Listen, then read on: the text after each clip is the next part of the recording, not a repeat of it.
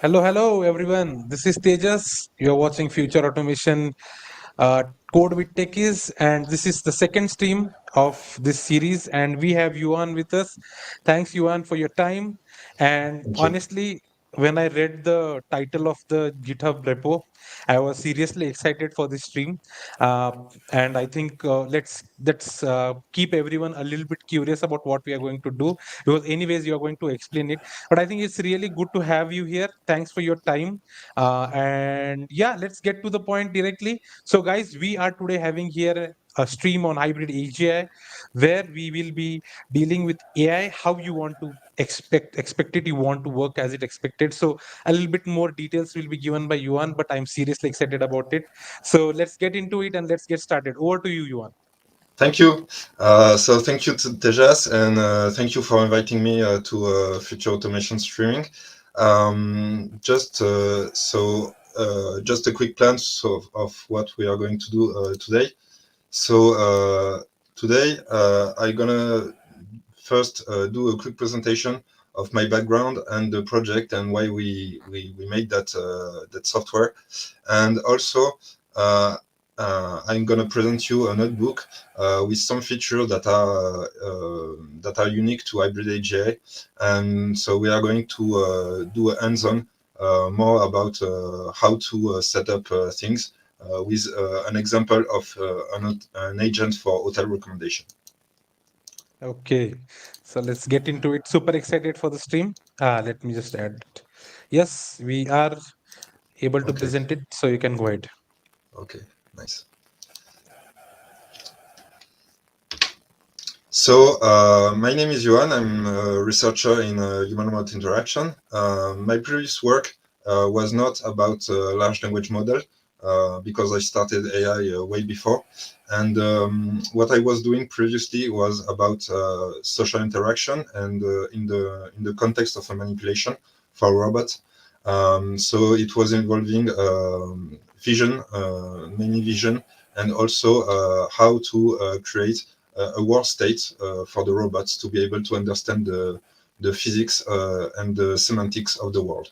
So usually we compute some predicates. So it's kind of a knowledge graph that we compute, but it's based on vision, on perception system. And we put that into an ontology system for the robot to be able to reason. I was also doing social robotics what we call visual perspective taking.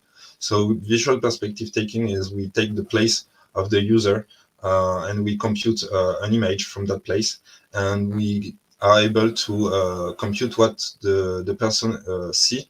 And based on that, we can filter the knowledge graph of the world state of the robot in order to compute a belief state for the user and be able to interact with that. So the problem today that I want to present is about agent system. Agent system are for us the future of automation, but also the future of robotics. And today they lack control and efficiency. The human in the loop is still critical to make them robust, because we need to be able to correct the system, but also because ultimately only the people that are solving the problem know all the intricacy of the problem and know how to solve it. An AI currently cannot do it by itself. Also, another problem that we see nowadays is that people tend to build knowledge graphs that are big and that are monolithic. So they try to model everything and put everything in the graph, which is something that we advocate that it's not working well, because working with a smaller graph helps the system to make it more robust, but also to make it more easily understandable and correctable. Hmm. Okay. So we need also to make them these agents safe and controllable. So why we started HybridAGI? So we started HybridAGI as a project for making explainable, programmable, and correctable agent systems, mostly by relying on in-context learning instead of fine-tuning, because as you may have experienced, fine-tuning can be hard to do. And also, so we it's sometimes it's necessary, but more often it is not, and we can rely on in-context learning to solve our problems. So in hybrid AGI, the process is explainable. Of course, the output of the LLM gonna be somehow unpredictable, but because we can inject some specific prompt at each step to make it converge into our intent, we can make it more explainable. HybridAGI is basically what we call an agent as a graph interpreter. So if you know what is an interpreter in a programming language, so for example, the Python interpreter is going to interpret line by line. Here we interpret a graph program node by node and we can jump to other subprograms. So actually, the behavior of the system can be described as a software. So you have your main program, you have other files that describe your subprograms, and you can call them seamlessly in your program. And HybridAGI started as a self-programming agent. Unfortunately, despite some people that are feeding the hype, currently LLM are not better than human programmers. So if one day they become better than us, we already have all the safety guardrails to make them safe. So HybridAGI, as I said, it is if you the correct name is a cipher-based programmable agent system. It's a neuro-symbolic system. Means that we actually combine symbolic AI with neural networks, but it's not just combining them. It's also make the system in a way that the neural network learn from the symbolic system, and the symbolic system uh, learn from the neural network. So there is a synergy between those two components, and that's really key to understand in neurosymbolic system. Okay. So HybridAGI, basically, it's unlike many softwares that are based on long chain or long graph. It's built on top of DSPy. So DSPy is a library for optimizing prompts and also to construct prompt and to avoid some problems that we encounter when we deal with LLM-based architectures. So in our software, the programs are represented as a graph, and we choose a cipher to write them.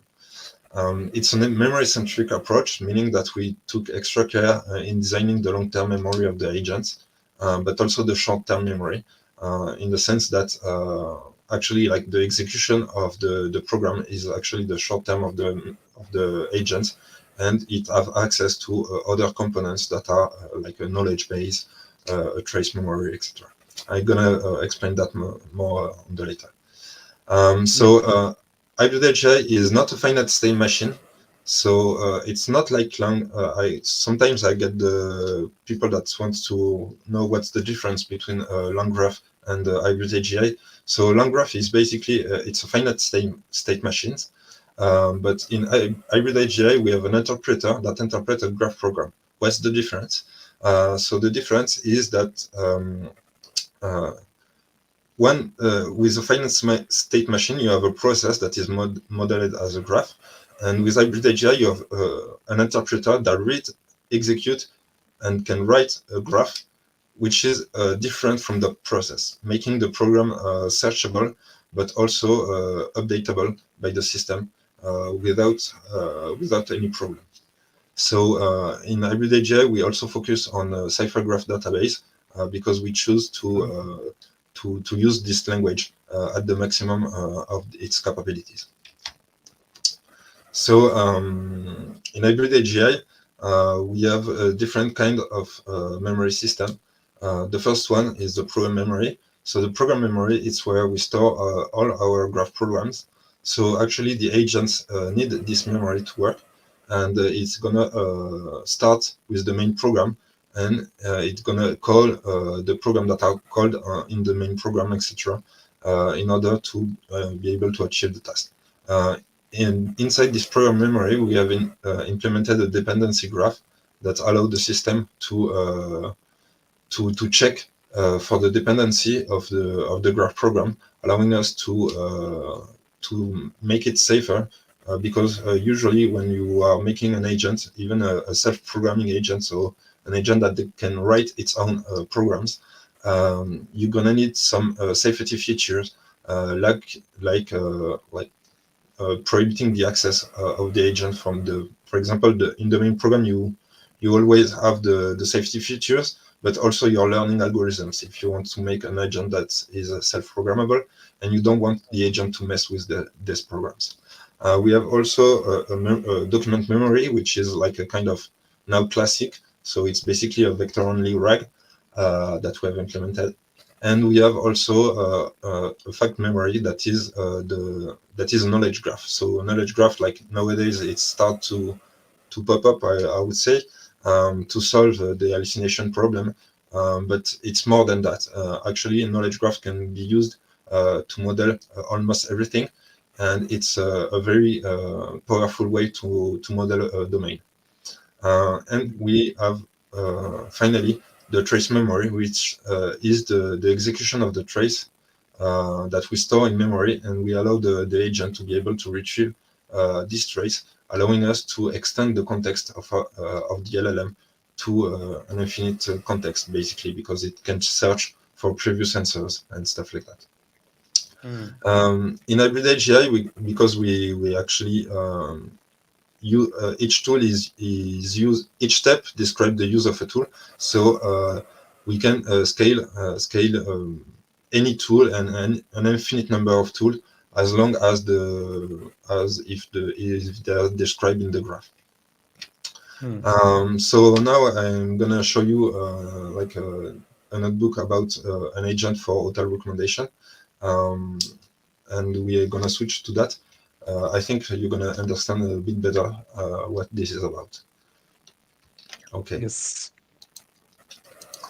So let's start with the data. So when you are actually making an agent system, you need some input data. Here I have some data that are generated.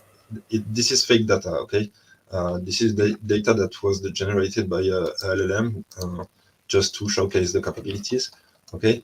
But we have different kind of hotels, and we have different information for each hotel. So this, for example, in a real world use case, you could scrap the internet in order to get this data. Okay, this is not a big deal. It just takes some time. And for the notebook, I'm not going to show you like with a real data set, because it takes some time to actually like update the programs and the memory.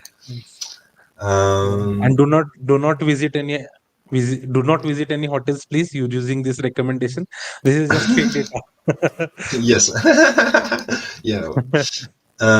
And we have so let's imagine like this company is called Smart Stay AI, okay, and we have like a text presenting the company, but also the end user license agreement. So all this data is fake, but it's like something that a company, for example, could have to work with. Yeah. So first, we are going to transform this first data, okay, the hotel data, into a graph. So actually, in HybridAGI, you can do it really easily. You have some data types that you can import, and then you can create this data. So here it's really simple for loops to create all this data. Okay. Okay. So I'm gonna run that. Okay. And here, also in HybridAGI, what we have is we have two different things. So we have the agent system, that is a graph, okay, that it's a graph interpreter, so it's gonna need some graph data, but also we have some pipelines. The pipelines are used to stack data processing blocks, and each pipeline is optimizable with DSP, sorry. And we can stack every component. For example, in this example, we have so we create the pipeline and we create an embedding. So this is the sentence transformer embedding that is nowadays very common in RAG application. And we can add different blocks into our pipeline. Okay, so we can add an entity deduplicator. We can embed then the entity, and we can embed the fact. So in HybridAGI, you have different kind of data that we work with. We work with entities, facts, documents, and graph programs, obviously. So now we can create our memory and update it with our data. So actually, here is our data that we have. That this is the hotel data, okay, and this is a knowledge graph. So each knowledge graph has different nodes. Each node represents a subject or a field in the data field, and we have a relation that link the subjects, so in our case the hotel, with the data that is there. Okay, so for example, we have here an hotel, the Alpine Retreat, that have a skiing facility. Okay, here we can see that many of them have a restaurant. Okay,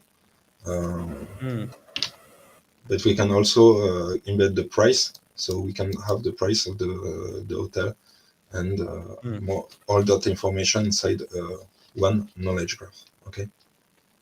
Okay.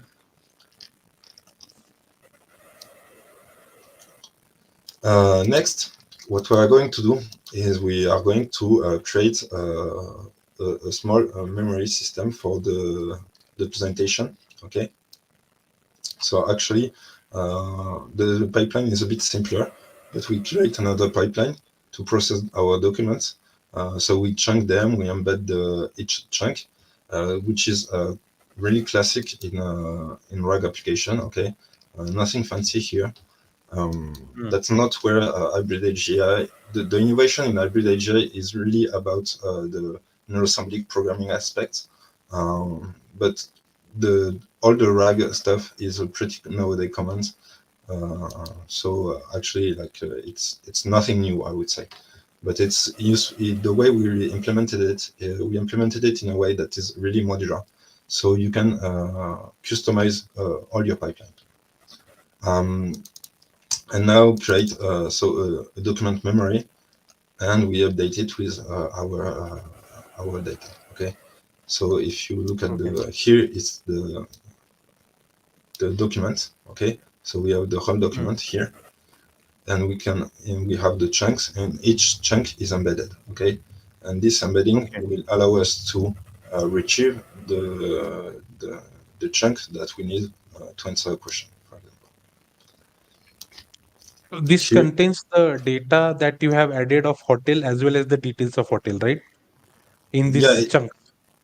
yeah. So no, this chunk doesn't contain the hotel data. It just contains the presentation of the system, like Okay, the company okay. presentation. The Okay. application. Got it, got Yes. it. Yeah, okay. Okay.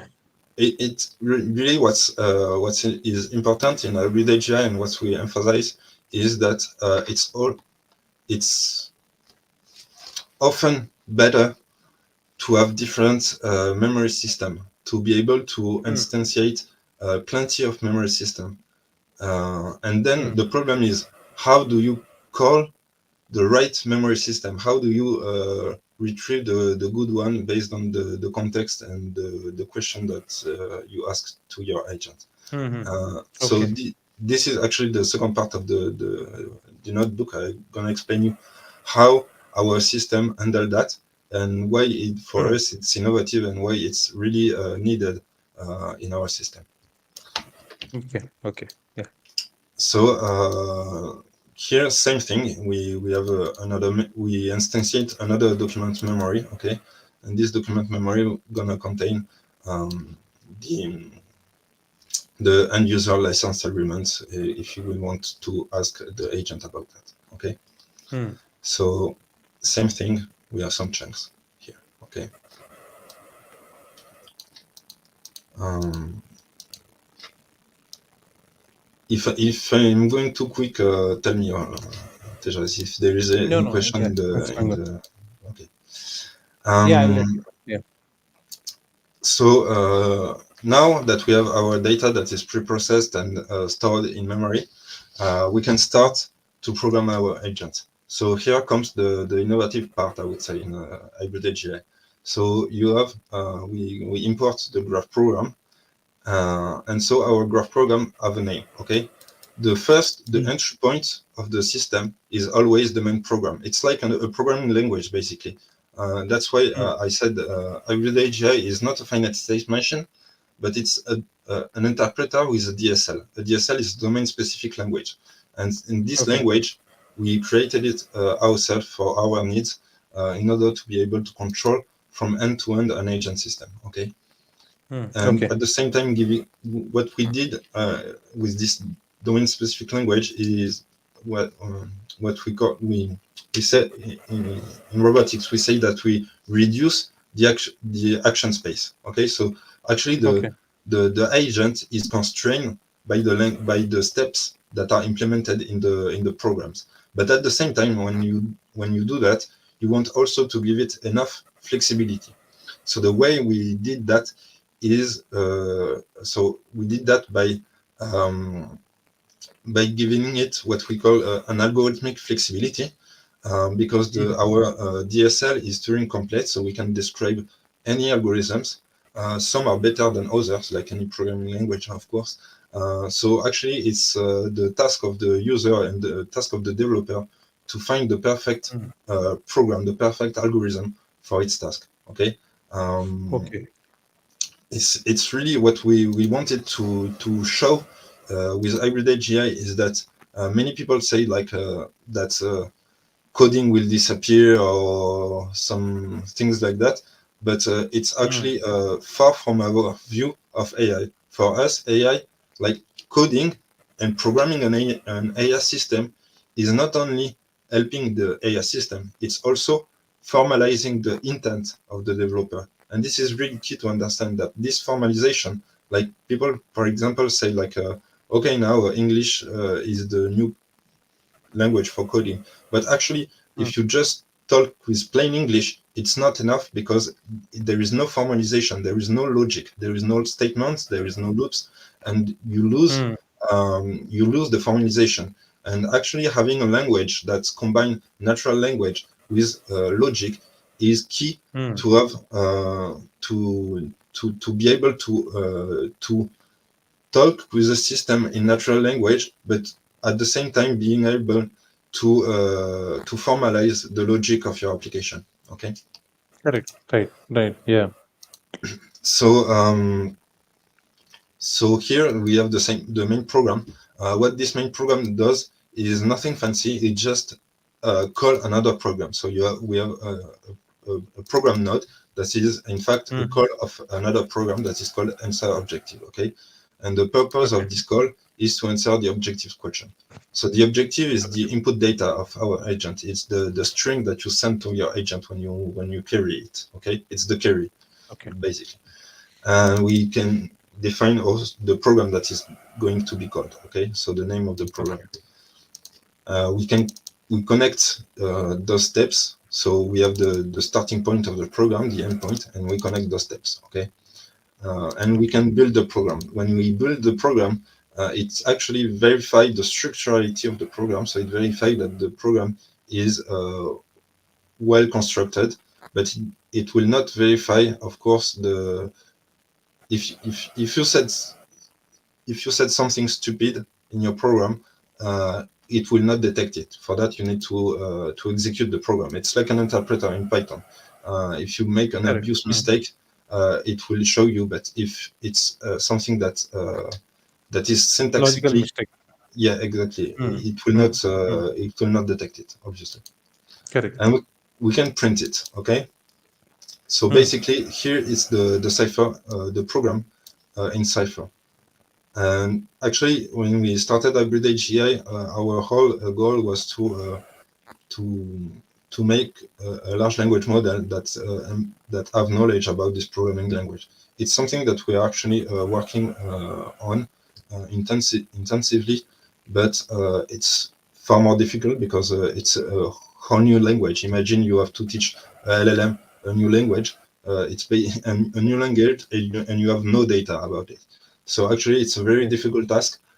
We are tackling it using evolutionary AI, but it's an ongoing project. I would say, like for now, we don't have we have some we have a lot of data. I would say we have relatively lot of data, but Mm. it's not enough, and the result is not enough yet to be Correct. able to surpass a human. Like Mm. for now on, and I think for the next years, a human will still need to be in the loop to program the system. And that is key to Exactly. understand Okay. for the future of AI. We still need human, and we still need programmers. So Mm. here is the graph representation of the the program. Okay, Mm. so it's really simple. Like you start, you have your call, and then you end. Okay. Okay. Now this is the program that the main program is going to call. Okay. So this program is the one that is going to dynamically call other subprograms. To Okay. dynamically call subprograms, as I said in the presentation earlier, one of the innovation of HybridAGI is the fact that it's not a finite state machine, but it's an Mm. interpreter with a DSL, so with DSL. Mm. a graph-based programming language. Okay, and this allows us to embed each program and to search for a program to answer a problem. And it's a really important feature and something that in robotics it's absolutely needed in robotics because when you have a robotic system, you have what we call the skills. So skills are basically like some behavior that we store in the system in the memory, and we want to retrieve the right skill to the right situation. And to do that, we can embed the programs and we can search for these programs in our program memory, which allow us, in our case, for example, you can imagine like an agent system, but with millions of React algorithms inside him, inside the program memory, and we can call the one that you need depending on your needs. Okay, so this is really a Correct. powerful feature of HybridAGI, and it's Mm. I, I I didn't see it in other software. So actually, it's something that is really innovative and something that we had for a long time now. Um, so uh, back to our program. So this first create the program. Okay, so we give it a name to the program. We give a description to the program. Okay, and Mm. we start adding steps. So the first step gonna be to search in the program memory, to search in the library. Okay, so Okay. we're gonna search for programs inside this library. Um, we always give a purpose to the system. It's actually help the system to behave. Like when you have an agent system, it's usually very good to have like the long-term goal and the short-term goal. And the Okay. long-term goal is the objective, so the query that the first query that you send to your agents, and each step Mm. have a sub goal. Okay, and so the whole system is going to act depending on the long-term goal and the short-term goal. So at Short each term goal. step Okay. we have to give it a short-term what we call a purpose. So this is the short-term goal. Okay. So the purpose of Okay. the step. Okay. So the purpose here is to search for relevant routine to fulfill the objective. So one quick question here. Mhm. Description is the long term goal, right? And purpose is the short term goal. Now, description is the description of the program, what the program does. Okay. Then It's where we actually are we mentioning use the that long term goal? to embed the programs. So because Okay. when we were doing our research, we Mm. started by embedding the whole program. Okay, Mm. but at the end it's better to have like a string that is specially made to be embedded. Mm. Okay. Um, And where we are mentioning the long-term goal? the long-term goal is the carry of is the user carry. It's Okay, okay, the user carry. So okay, when the user give like ask the system, for example, I want to go to an hotel with a Wi-Fi. This is the long-term goal. The question or okay, the objective that the user give to the system. okay. Got it, got it. Okay. And then based on the search, we can call our programs. So we call we have some special tool for that. And we can just call the program by name. Okay, so in this program, we first search for a program, and then we call it. Okay, we have Okay. then some, I would say, like some additional check, but it's not Mm. really important. It's going to be like when you program a LLM system, actually. You often see like people that are showing an example like I do, Mm. but the the process for creating a program, for creating a LLM based software is actually very incremental, because you can have like the algorithm in your mind. Okay, so you know, okay, this is going to be the algorithm. I know that I need to do that and that, but actually Mm. you're going to need some refinements. You are going to need, for example, this notebook. I made it in 3 hours, something like that, 3 4 hours. Mm. And actually, like implementing the algorithm is one thing, but actually you have a lot of refinement because your LLM is a bit stupid and going to understand some things, and some things not it's not going to understand them Not going to based, understand. Mm. yeah, based on his training data. So actually Okay. there is some synergies. Sometimes you're gonna see the LLM wants to use some specific name for a program. For example, it wants to call Mm. a program because it was trained that way, and sometimes it's better to constrain it more, and sometimes it's Mm. better to go in the, I would say, like the path of the LLM. For example, if for example, I can tell about you about some example. If Mm. um, just after I have a program that is called recommend hotel. Okay, so I started to call this program, okay, recommend hotel, but I noticed that the Okay. LLM was tried to call the program hotel search. So Okay. trying instead of trying to constrain it more, I just changed the name of the program to one name that the LLM is going to use more often. Okay, so that's Okay. Okay. it's we because the problem with LLM right now is that we don't have access to the training data. Okay, so Correct. we have to guess. I would say we have to guess what's the best way to use them, and Mm. having the possibilities to correct each step, to have a framework that is really modular, that's put the all the control in the developer's hand, allow us to actually to work with that. It's a completely different way of working than traditional software, I would say. Even if Correct. in our case we try to keep the concepts of traditional software inside our an agent system to make Mm. it more easy to use and more to ease the adoption of the software.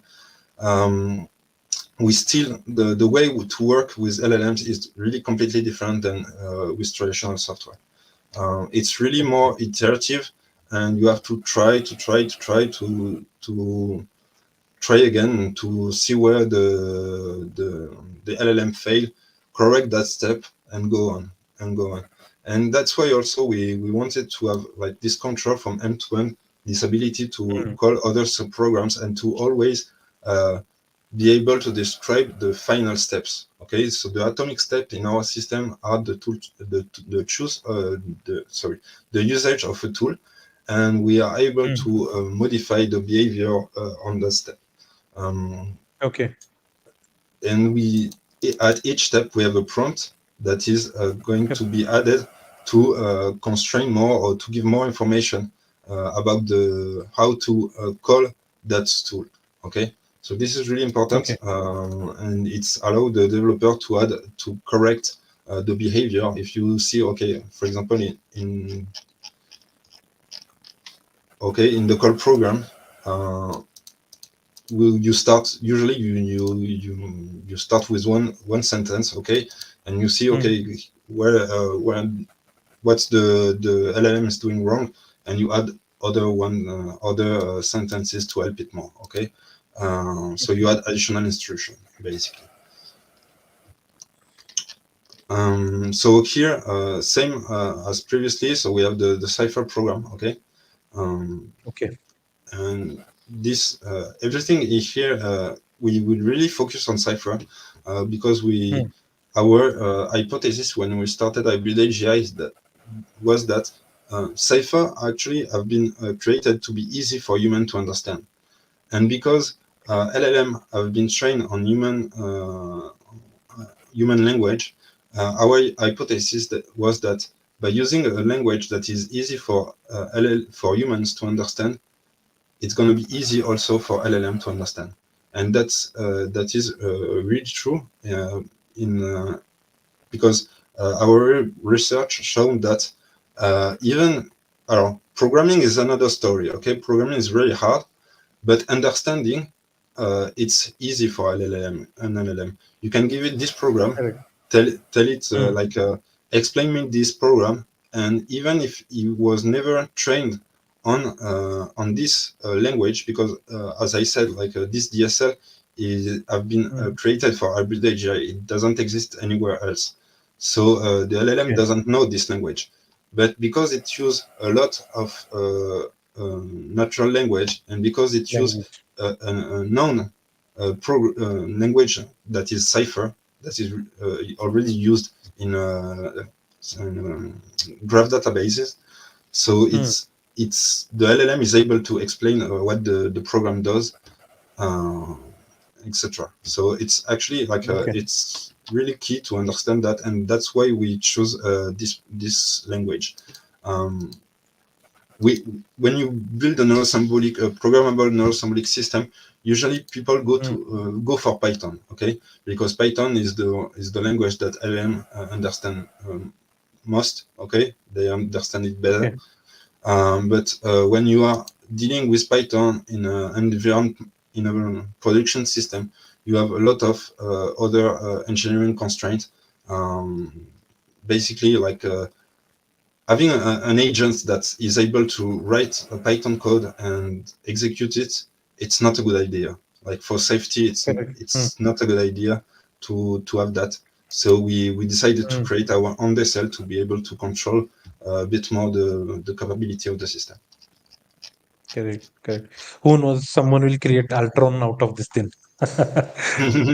Yeah. Yeah. Uh, Actually, that's why the dependent for the fun story. Um, Mm. in HybridAGI, when we started as a so we started the very early in the when the OpenAI API came. We already had almost all the features of HybridAGI working, but Mm. we did a lot of refinement and a lot of improvements, and the first working, I would say, self-programming agent that we've made was at the when the first GPT-4 was released, Okay. and it was working not that bad, I would say, but obviously not on par with a human programmer. But that's not the point. Okay. Correct. The thing was that uh, the agent tried to modify its own main program, and it was like there is no way we can allow that. Like uh, Correct. the the agent system should not be able to modify its main program, because you can Correct. give it the possibility to modify its, I would say, its primitive functions, Mm. the program that you can call to enhance them based on the execution of the program, etc. But there is no way giving the possibility to an agent system to modify its own main program it's not on the fly. It's not a good idea. And in robotics, like for safety consideration, it's really key to have this in mind, because our background is from robotics. Like Correct. we have put a really good amount of time in implementing these safety features and to know how to implement them elegantly. So it's really important for the system to know that.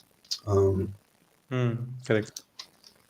So I'm gonna explain. So here it's same. So here we have okay. So this is the call of the program. Okay, so we have some control loops, etc. And here we have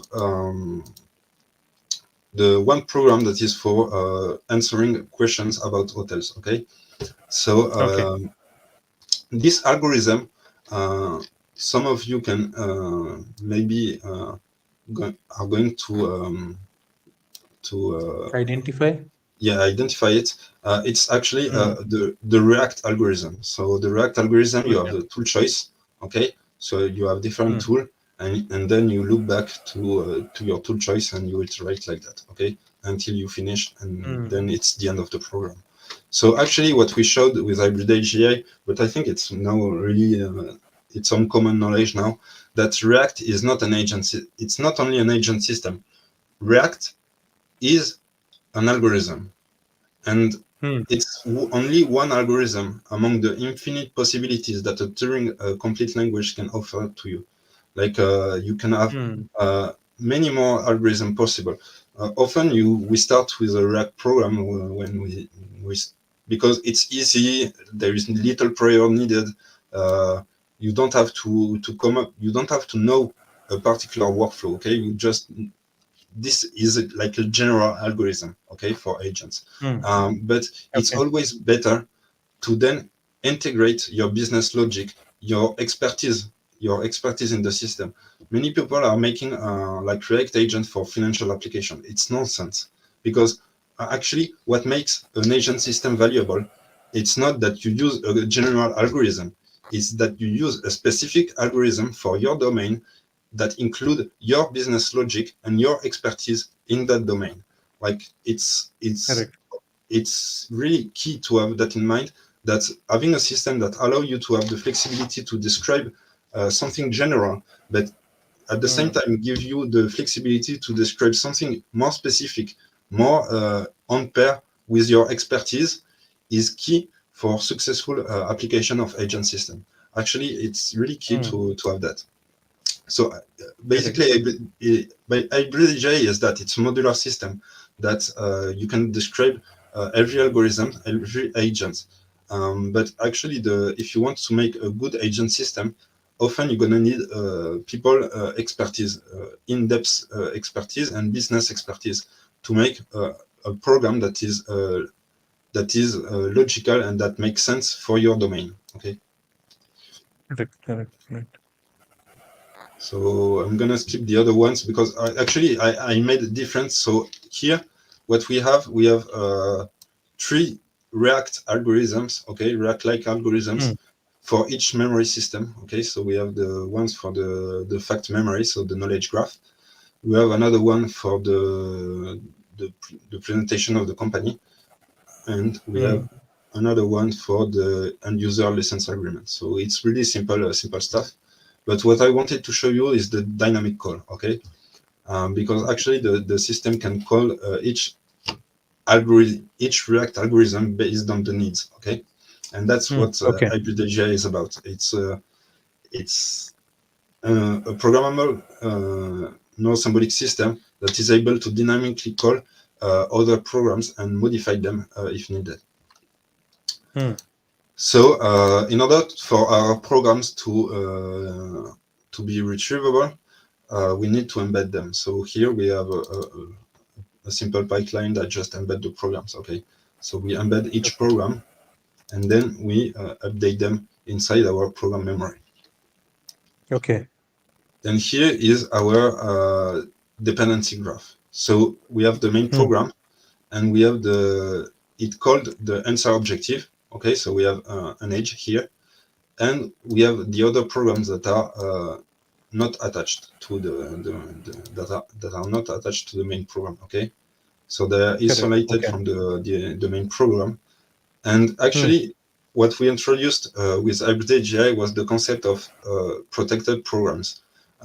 So the protected programs are the programs that the main program depends on. Okay, Okay. because if you are describing some safety features, you have your program starts with, for example, the first law of Isaac Asimov, like uh, is the objective harmful for a person or a community of people?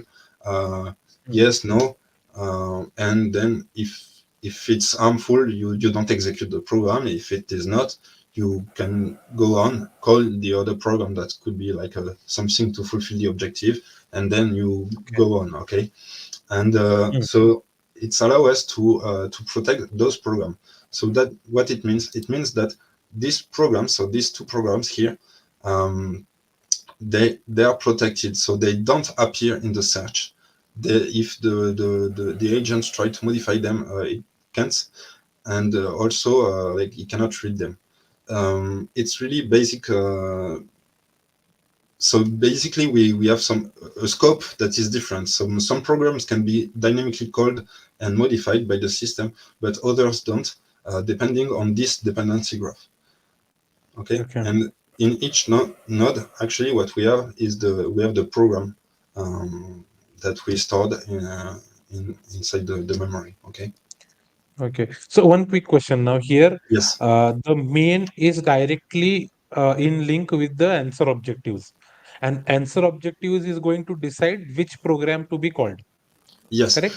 yes, but Okay. because it is actually, like if you look at the main program, so the main Hmm. program have a node that is a program node. This node Hmm. gonna when the interpreter gonna read this node, okay, Read this when code. it's gonna Hmm. Hmm. when it's gonna execute the program node, it's gonna Hmm. jump to the program called answer objective that is stored And also hmm. on memory. Okay, so Okay. it do a jump. Okay, uh, Correct. Hmm. so it jump to this program, start to executing the other program. Okay, Hmm. Hmm. so the interpreter have what we call a stack in programming Hmm. languages, so in computer science.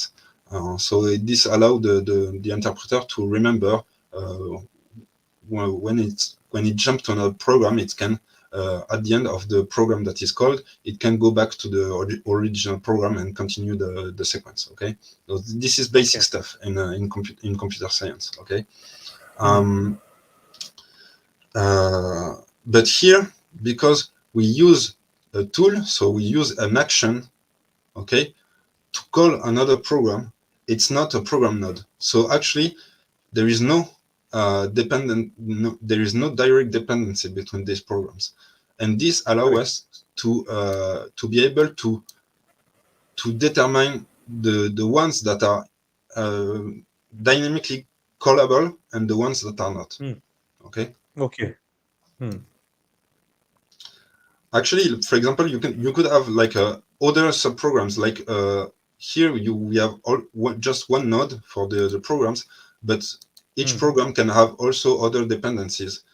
You can have Correct. it's just like in this example there is not, but you can create a software that have other dependencies to other programs, etc. Okay. Correct. Correct. Hmm. Um, so now that we have all the memory that are set up, we can start setting up our agent system. So to set Okay. up our agent system, we obviously need to instantiate all the tools, the retriever, the interpreter, that is in fact, our agent system, the state of the agent, Hmm. and the query. So we first start by by instantiating the state of the agent. Then we have the list of tools. Here, unlike I would say like a basic React agents, we don't have any limitation in the number of tools. You can have an infinite number of tools, okay? Okay. Okay. Because actually it's the graph that's define how they are going to be called. It's not the agent is not choosing at each step among all the possible tools which one to call. Okay, Okay. it's Okay. just following the graph. So if your graph is well made, there is no problem in having a lot of tools inside one agent, because at the end, the the the context that is used to call the tool is only given to the LLM when the step is reached. Otherwise, we don't need to tell the LLM, okay, you have access to these tools. That doesn't make any sense, because actually we just execute the step that say, okay, now you have to use this tool. No need Okay. for the agent to choose, unless Mm. you create a decision and you describe explicitly a React algorithms. In that case, it's different, but Okay. it's going to be somehow limited, because decisions can have an arbitrary number of outputs. But for the LLM, it's better to keep it simple. I would say 7, 10, 10 options, and even 10, it's performance Mm. start to drop. So I would say 5, 6. Okay. But Okay. this limitation is only you have this limitation only if you describe a React algorithm. Otherwise, you don't have it. Um, and then we have the agent. So we instantiate our agent. We give it the program memory. So Mm. this is needed for the agent to start the main program, to start executing the main program, and start and retrieving the program as it go. Okay, we have the Mm. state, the tool, and here's the number. The new history is actually the number of steps that we include in the context. So when we are going to Okay. execute each step, so this is also basic stuff, like React agents have this also, and it's the number of steps that the in React you have like action observation steps, and Mm. you have that n time, okay, and this n Mm. is the number of history. With HybridAGI Okay. is the same. The only difference is that we have the graph that constrains how this trace is treated, okay, Okay. and then we have our LLM, okay. So now, finally, we can call our agent. Okay. So here Okay. uh, I'm gonna. Okay. So here we can call our agent system, and here is the query that I told you. Like, this is the long-term objective of the agent. Okay. Okay. But actually, we also have a tool that is able to change this objective. So we have a tool that is called update objective, and this tool is able to modify the objective. So you can actually refine it, change it Mm-hmm. as you Okay. want, but you have to describe that in the you have to describe that in the graph. Okay, so this is Okay. you have a tool that is able to do that. Mm. Okay, so let's analyze the okay. So so here first, okay. So we start with the main program. Okay, so the first Mm. step is the call of the main program. So we call up the program main. The purpose Mm. of this program is the long-term objective. It's the query that we have here. Okay, this is the Correct. query that you have in Mm. the program. Then the second step, we call another program that is called answer objective. I That's our showed you objective. previously, exactly. Mm. Correct. And we have the purpose of this program is the purpose that we give in the step here. Mm. Correct. The Uh, short term. Yeah, exactly, the short term. So the short term of Mm. here it is. Here we have the purpose here, Mm. and this purpose is included in the trace. Why we do that is because actually, when you are working with, I would say, traditional programming language, you have your functions, your subprograms have an input. Okay, Mm. but here Correct. when we deal with the LLM, the input is the context. Okay, the input is always the Mm. context. So we need to Correct. put that Mm. information, the the new purpose, we need to put it in the context for the agent to be able to understand what it needs to do. Okay. Okay. Um, and then we search for relevant routine to fulfill the objective. So we have the query that is recommend a hotel with swimming pool. And then we have, this is the programs that we add in memory that are embedded in our program memory. And we have, so then we have the name of the program, okay, and we have Routine. the routine that is that the routine of the system, that the cipher definition, I would say, of the graph program, okay. Correct. Why we put that in our system is because when you are dealing with self-programming or self-correcting or any program that give the LLM the capability to modify its own program memory, you need to be able to retrieve these programs. It's a good way also to give like examples for the LLMs to be able to know how to code this particular DSL. Okay, so it's actually a way to populate the system with our DSL and to do it dynamically. Okay. Okay.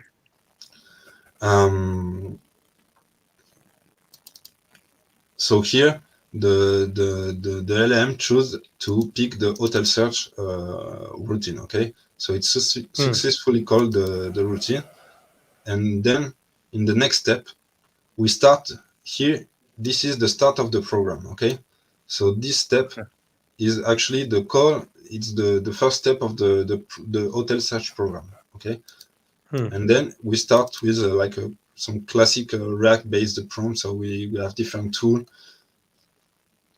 and the LM is going to search for the tools for that. Okay. This tool. So here it search because it's a React and it has a loop. Like what's like to do a React-based agent system is they use the search tool multiple times in order to be sure that it's done well,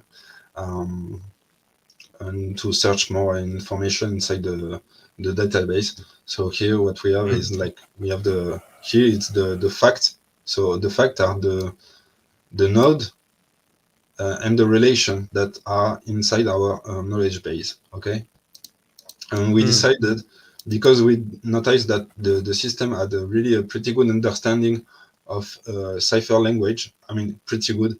It understands it. It's not always able to generate it correctly, but the understanding of this language is pretty good. So we decided to serialize our facts as a cipher statements. Well, it's just like Okay. and it's allow us to focus our system on the cipher language, and it's part of our current research to make the agents self-programmable, because as I said previously, this is actually, imagine like people are struggling to make LLMs that are able to code. Okay, if you look at the SWE benchmark, I think the state of the art now is like 20 or 30%, and it's programming language that have a big corpora, like there's big data on the internet about these languages. But here we, in our language, in our DSL, so we lower the requirements by using more natural language, but at the same time, because we have less data than all the GitHub repository in the world, for example, it's actually like we have other kind of difficulties for our system. And one way to tackle it is by using what we call transfer learning. And to be able to do that efficiently, you need to have some similarity between tasks. So for your LLM to be able to learn one task and be able to transfer some of that learning for another task, you need to have some common knowledge, because at the end, what your LLM is doing is actually working on a token level, and you need those tokens to be the tasks to be similar at the token level for this different tasks. So that's why we Mm. choose to to serialize a lot of things in our system in Cypher. Okay. So here it's search again, okay. So the query is a bit different, okay, but at the end it's search for hotels with a swimming pool, and then it called the finish tool, which is actually a branch. It's not a specific tool. We don't have a tool that's called finish, but it's a branch in the graph that's going to call the speak tool to give the final answer Okay. to the system, okay, Mm-hmm. and Okay. then we give the final answer to the system, okay. Okay. So basically, this is like a kind of it's I would say the hotel search stuff. It's like classic uh, RAG React based agents. Okay, Mm. and the first so here in this part it's more the dynamic call of the relevant program to enable uh, in order to solve the task. Okay. So it's a dynamic call between different React algorithm at the end. So here is the final answer. Okay. Correct. And we can also ask the system because we have different kind of memory, and we can also search for different questions. Mm. And Questions. so Mm. you have different questions. This question is about the term of the service, for example. So we ask Mm. about the term of the service. Okay. And here, so here also we search for the different programs, and it calls the one that is related to the Terms of term of the service. service. Exactly, basic, Mm. yeah. And here we search for in the memory about that. So here are the chunk of text that are embedded in the document memory related to the term of the service. And then we finish like the agent finish the task, and we give the final answer to the user. Okay.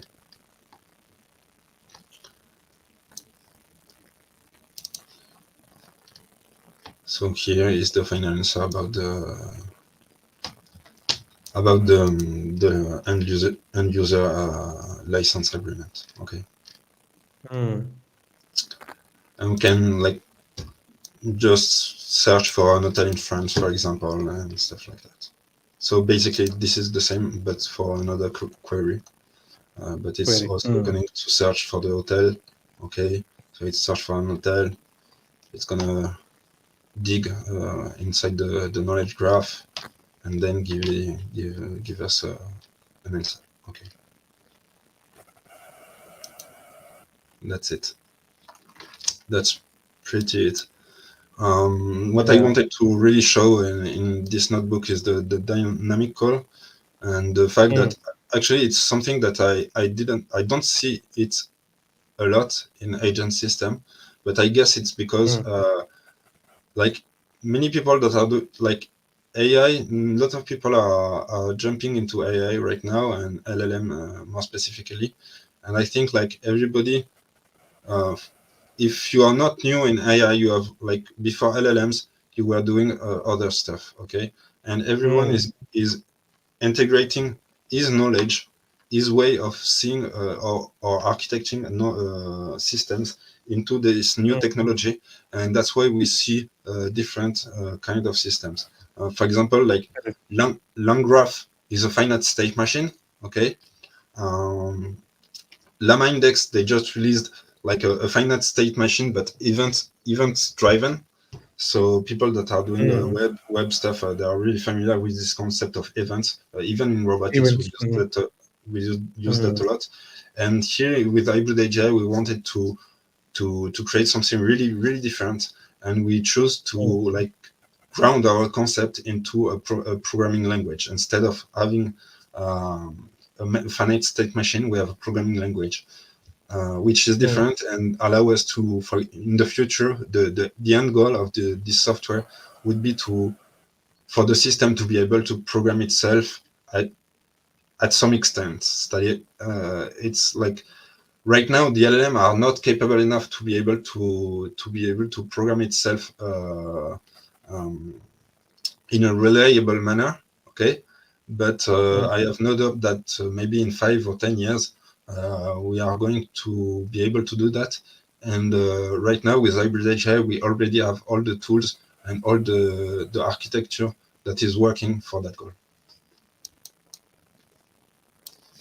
Yeah, it was really great demo, but I am seriously out of words, to be honest. But one thing that what two three things that I think you mentioned are something that I think for for the newers to take as a key away. One thing I think is like to have constraints or the main program is not supposed to be changed. That is one thing. So in terms of security, I think one thing that you mentioned is really good. And another one thing that I think which you mentioned is that what people are doing with LLMs right now, and most of them I feel are going with kind of buzzwords, but not trying to understand what is in depth in that. So Mhm. what you guys are doing is really good when it because those who want to have a flexibility and control over their agents, I Yeah, think that's where the real game is. yeah. Actually, the lack of control and the lack of customization, it was something that we had.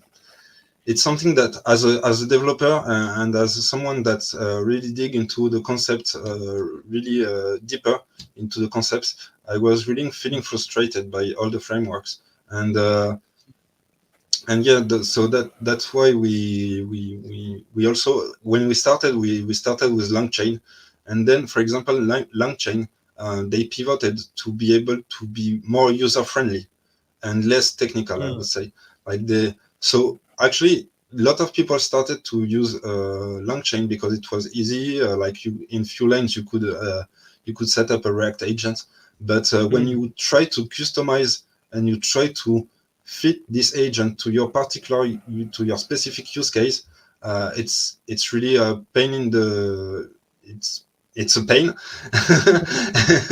and it- and when you look at the code, because actually, like I don't use any open source software if I don't read the source code, like I mm, guess I know it's not like that for many people, but for me, I always look at the code to understand, because documentation can be changing. You sometimes it's not up to date, and at the end, mm, the only thing that is really important is the code. Okay, and okay. LangChain code, I don't know if you dig it a bit. If it's just horrible. Like it's Mm, really difficult to understand what is going on.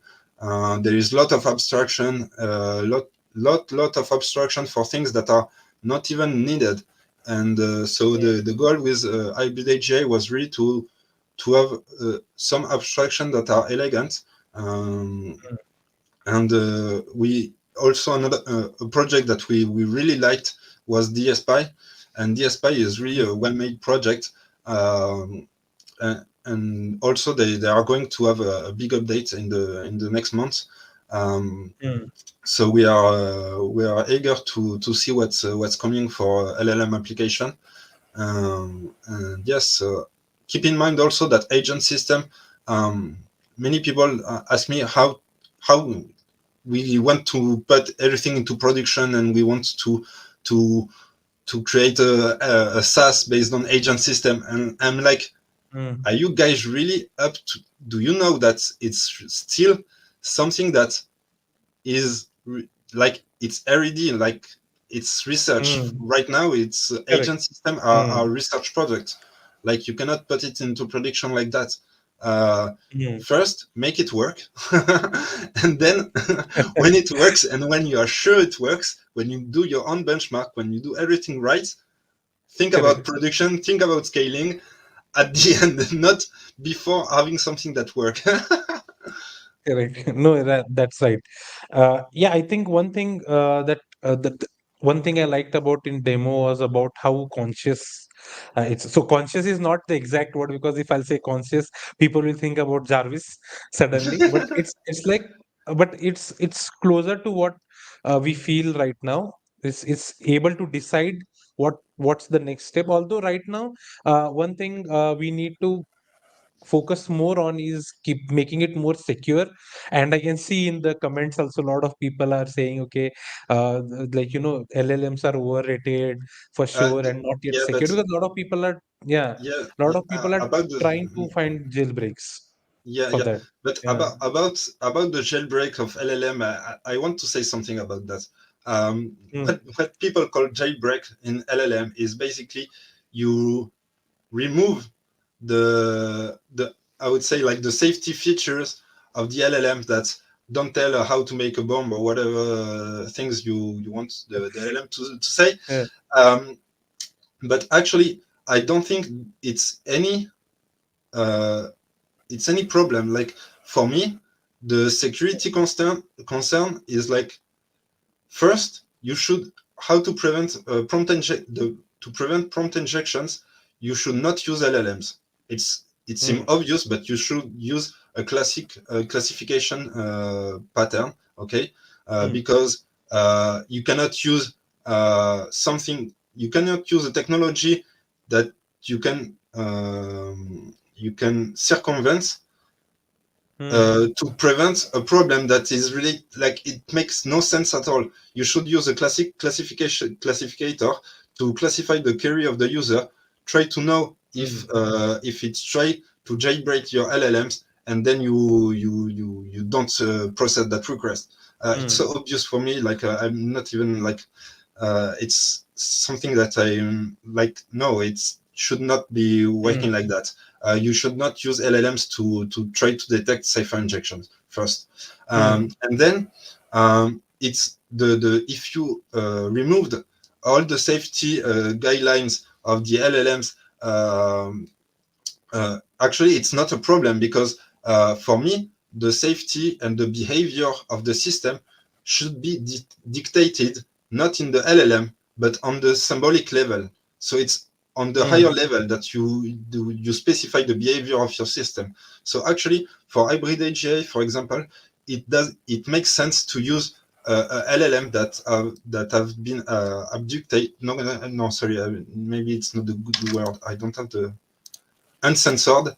mm. It's makes sense to use LLM that have been uncensored because uh, because at the end you specify every step of the system, everything that the system should do is specified. So for me, it doesn't make there is no problem in that.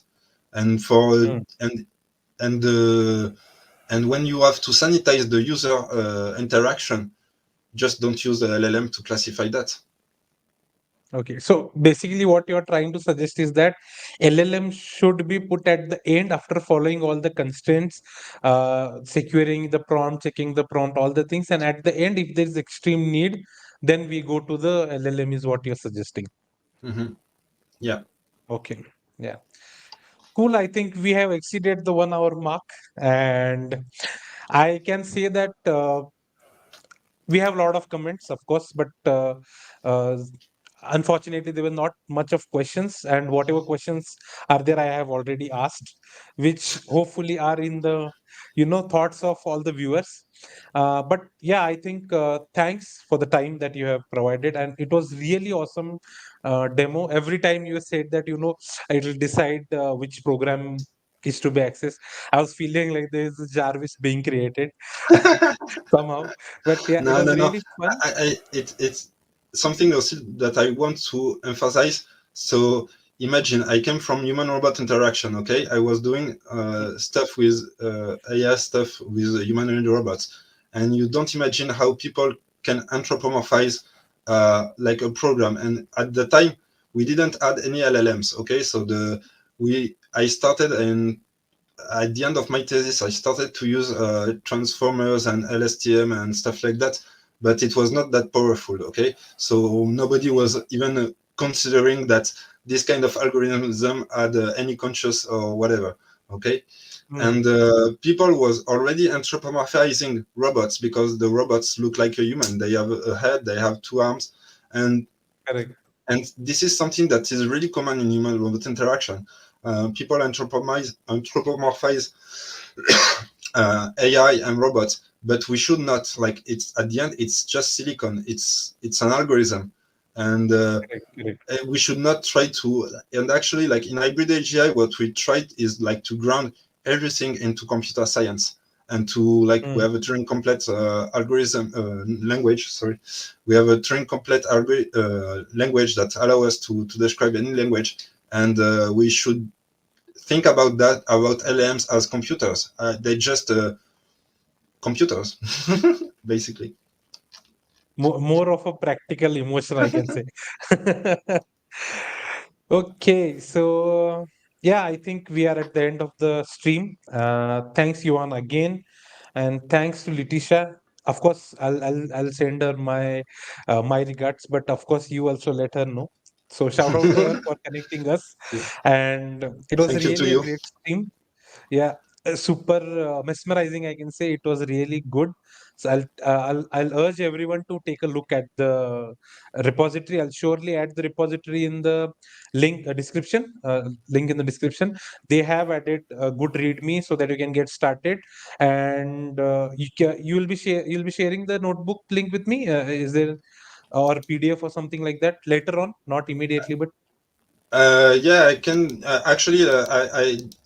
I just made a push of the in the repository with the notebook. So actually, the notebook is on the repository. This notebook was not really verbose. I would say it's mostly code. okay. Um, but I Yeah, maybe you I can. gonna Yeah, add some comments mm, and to make it more verbose in the next days for sure, you guys sure. to be able to rerun it and to explore that more. Yeah, that's cool. That's not an issue. You can let me know. I'll add that link later as well in the description, or you can add it in the, you can share me. It's not an issue. Okay. So thank you very much. And thank Thank you, you to you, everyone. and thank you everyone. Yeah, Thank you. thank you, everyone. Bye Keep bye. innovating, guys. Take care. Bye. Bye bye.